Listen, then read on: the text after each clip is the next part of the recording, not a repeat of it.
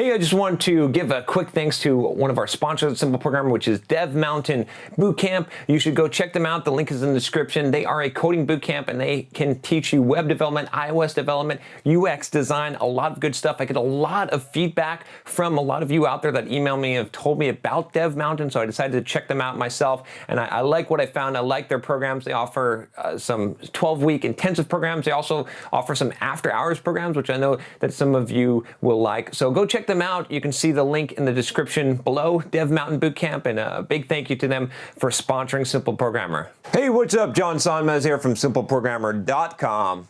And what are we going to be talking about today? Okay, so I got a question, or sort of a dilemma, from my Facebook group, the Simple Programmer Facebook group.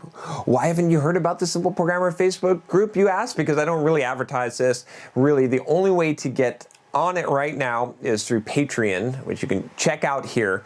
Again, I don't talk about it all that much. I'm sort of changing how I'm doing things. I still haven't figured out the strategy. Eventually, I'll have a better way for you to get in there. But if you want to get in there now, you can do it through the Patreon. That's cool. If you're in there already, you can of course see the comment. I'm going to keep it anonymous, but if you're in there, like I said, then you've got access and you can see who posted this.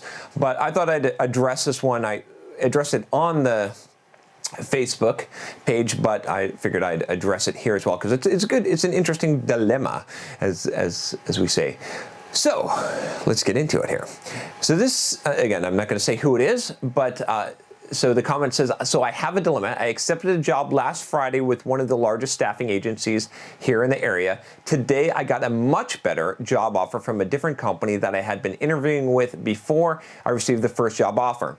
The second offer is slightly less money, but it was amazing benefits, which the first offer does not offer. The only thing I was able to negotiate out of that first offer was 10 days of time off, but they do not have paid holidays. The client I would be working at typically closes their site for 2 weeks around Christmas, which would eat up all the time I did get.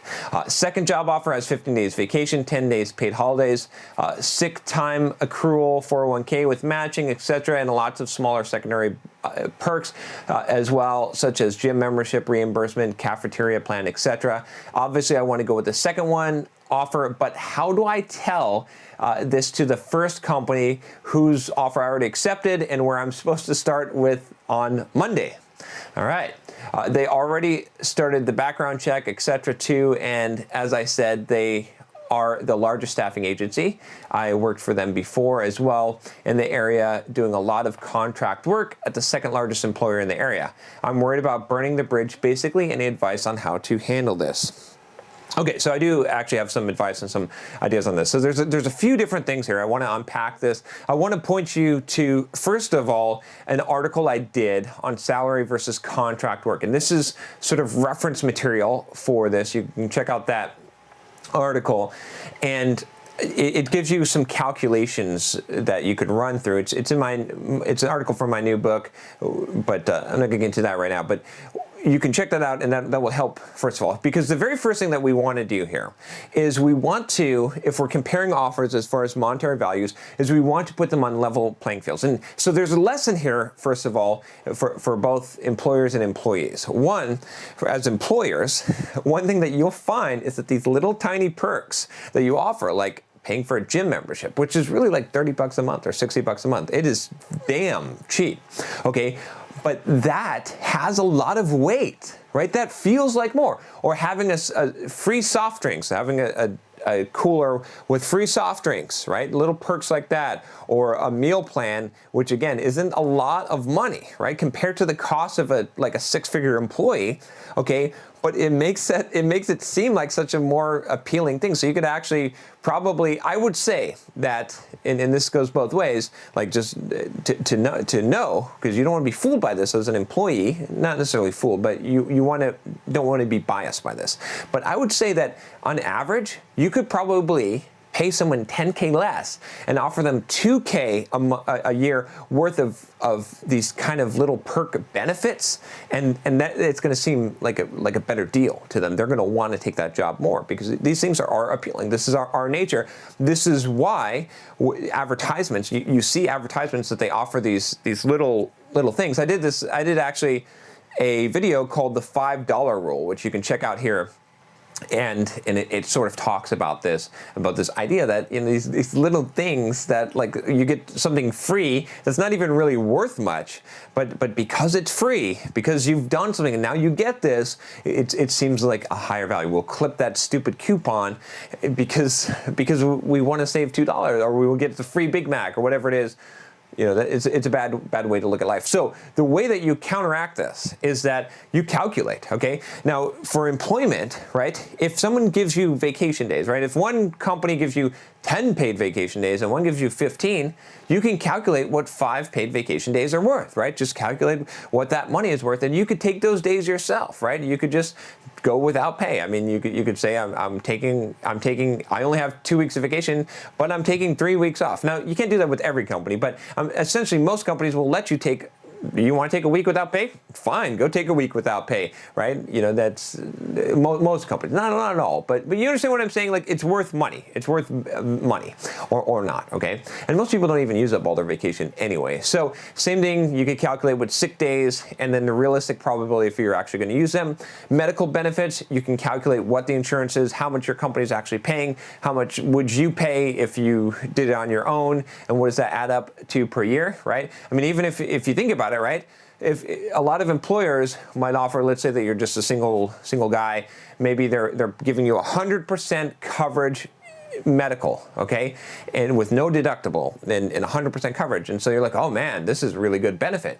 But if you're just a single guy, just yourself, right, that it's going to have a different value, because maybe that's only worth, I think you could probably find a plan on your own, maybe $1,000 a month in most states, like talking U.S. centric, or $1,200 a month, right? So if you add that up, what is that? That's like $10,000 to $15,000 a year worth of benefit, which, yeah, that's a decent chunk of change, but would you spend that much? Would you use that plan on your own, or would you maybe sign up for a $300 plan, right? You got to think about these things and do these calculations, because it can be very deceptive. Again, the same thing. Let's calculate how much is free Cokes, how many Cokes you're going to drink a day. Okay, do you want to drink Cokes all the time? Maybe not, right? Calculate that. The meal plan, how much is that actually worth, right, in real money? The gym membership, that one's an easy one. Calculate that stuff up and see, because you could purchase that yourself. You could make your own meal plan, right, if you're getting paid more money, or you could buy your own sodas, or you could do that stuff. So you got to calculate that kind of thing and make a fair comparison. Now, once you've made a fair comparison, then you can look at those numbers and try to get them as much as possible, because it all comes down to money at the end. Like I said, most benefits you could buy yourself, so it's better to just equate them on the monetary value and not get sucked in, right? Not get sucked into the marketing. Again, as a lesson for an employer, though, you use this, obviously, right? The more benefits that you provide out, the cheaper it will be for you to hire employees, and the easier it will be. So that's a trick that's been done a lot in Silicon Valley, especially. Okay, now let's talk about the next consideration, right? Because it's not just money, and I'll tell you this, just on the money side. If the money is very close, if it's like within 10K when you do this calculation for software developers out there, I would not even make that part of your decision at all. I think I've done a video on always choose responsibility over money, right? It might even be in that article that I point to earlier. If I have, there'll be a video coming if we can find the video. If not, then just hear me now. Always choose responsibility over money. But I'm going to talk about sort of the same thing here, which is the next factor to consider is which job do you want more, which environment, okay? And this is probably the biggest factor that you should consider in your career is not the money, okay? It's the responsibility and or what you actually want to do with your life, right? You're going to spend 8 hours a day at this job. Now, if there's a difference between making like 40K a year and 100K a year, obviously shovel the shit and take the 100K a year job. It's going to put you in a better situation in your life, and it's going to make a huge difference for most of the things that you're trying to do, right? In general, But if it's, like I said, if it's a small amount of pay gap or relatively small amount, then you really want to think about, you're going to spend 8 hours a day at the job, or maybe more, right? That's the other thing. Think about which job is going to have the overtime that you're not going to get paid for, and calculate that into hourly calculation of what the jobs when you compare them. But think about it, you're going to spend so much time at this job. Do you like the coworkers? Do you like the environment? Do you like the technology? Do you like the thing that you're building? Will you feel more enthusiastic, right? Because that's a lot of time. You're going to spend more time at your job than you are with your family. Think about it that way, right? And so this is something that you should really consider, is where you're going to be most happy, because you can't really put a price on happiness, right? I've myself in my career earlier on, I had basically left a job where I was making around $180,000 a year to take a job making $100,000 a year, because I liked the environment better. It was a better opportunity, better opportunity for me for what I wanted to do, that I felt like would be a happier place for me to be. Now, you got to weigh that decision with what your future goals are, but I would definitely take that into consideration. And so I would be trying to aim for, deciding between these two jobs.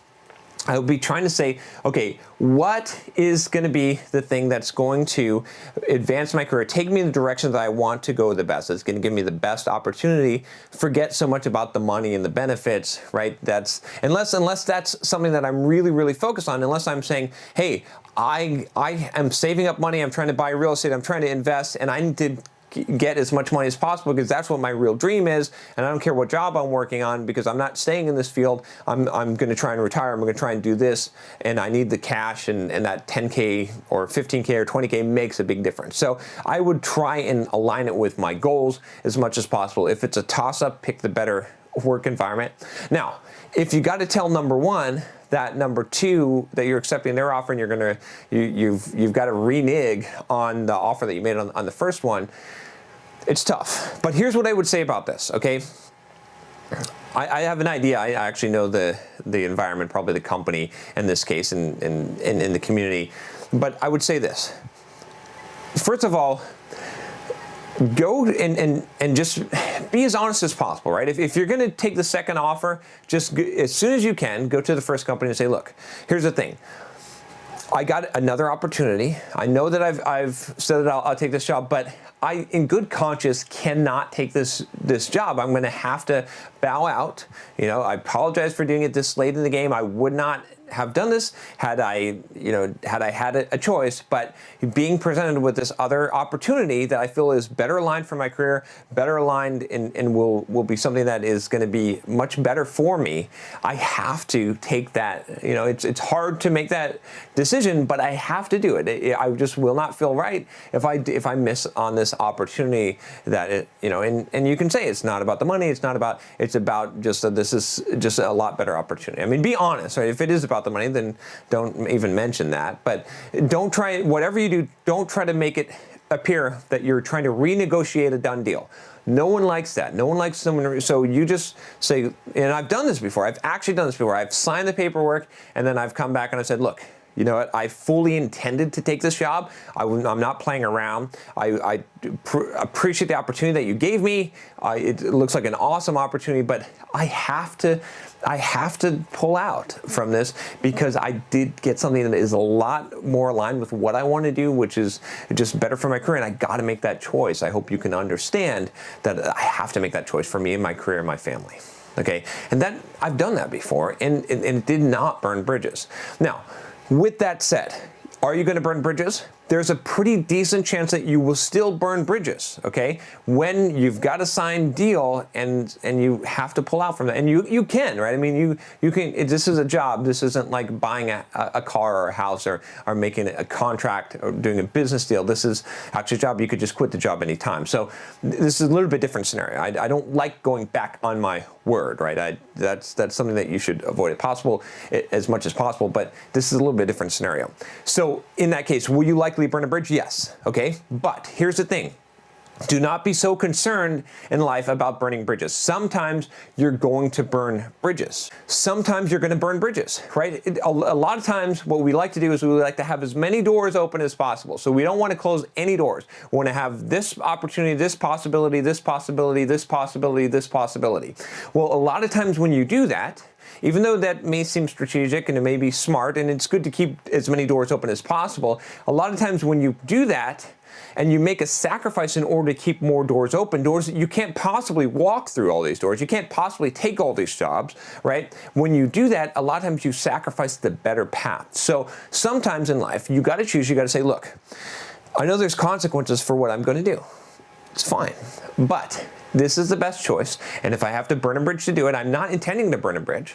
I'm going to try not to burn a bridge, but if I have to burn a bridge because I need to make a better choice, I'm going to make the better choice, right? And that's what you got to do. And sometimes it's going to be hurt, and sometimes it's going to be burnt bridges, and sometimes people are going to be pissed at you, and sometimes people are going to want to kick your fucking ass. But you got to make the choice. You cannot be a person that is so worried about missing opportunities that they actually miss the more important opportunities, that they don't go the direction that they should go. You know, you got to be willing to take that risk. Don't try and live in such a safety zone. Don't try and create such a safety bubble, right? I like this quote so much. I talk about it all the time that Tony Robbins said, which is that the quality of your life is in direct proportion to the amount of uncertainty you can comfortably live with, or that you're willing to comfortably live with, right? And so let that, I was the bubble boy for a long time. I was so afraid of uncertainty, and I tried to hammer everything down so that there was never any risk or never an uncertainty in my life, and that did not work out well. That's a way to kill your quality of life and your happiness. So don't do that. Instead, hey, again, and I'm not saying burn bridges just for the heck of it. I'm not saying, go and do kind of shit that's going to get people upset at you and not want to hire you, right? But when you have a strategic choice and you've got to make a decision, make the best call for you. You've got to do that, and you've got to be willing to do that and willing to take the consequences. Some doors you might not even go through. I mean, you say, I'm afraid of burning this bridge, right? But what happens if you never would get a job with this company again, or the job that, because you burned that bridge and you took this other job, it's going to be a job that you're going to keep for 10 years, or it's going to take you somewhere else in your career or somewhere else geographically, right? You don't know that. So I wouldn't be so concerned, right? Don't have the scarcity mindset, have the abundance mindset. You'll figure something out, you'll find something out. You can mend that bridge later if you need to, but do what's right and what makes the most sense for you. That's my best advice here. All right, if you like this video, if you haven't subscribed already, what are you doing? You got to subscribe. You got to get more videos, don't you? All right, click that subscribe button if you haven't already. And if you have, thank you very much. I'll talk to you next time. Take care.